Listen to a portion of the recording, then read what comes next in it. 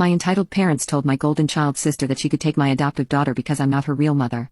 It was a no-brainer, and the fact I was a single mother hit me deeply. It was really tough being a single parent and barely being able to make ends meet.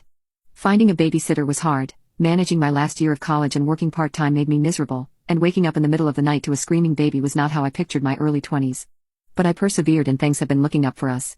When my daughter was 5, I told her that she was adopted, and despite me considering her my daughter, she was technically my niece. This didn't mean that I loved her any less and I would always be her mom.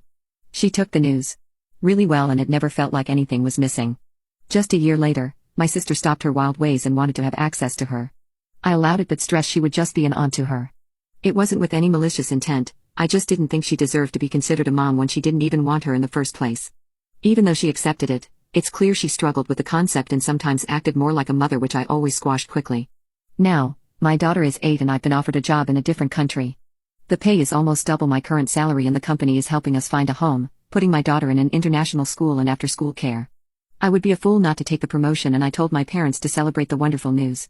But they weren't happy with it at all. They had a meltdown about how I can't do this, it's cruel to take my daughter away from her family, and it's not fair to my sister.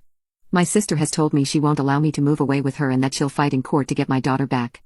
I thought that was completely uncalled for because I had done all the hard parts.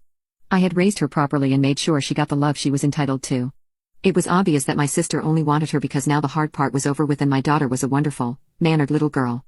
I've talked to lawyers and it seems she doesn't have a leg to stand on, as my daughter is legally my daughter, but the rest of my family is telling me I'm being extremely cruel, and if I cared about my sister I'd turn this job down.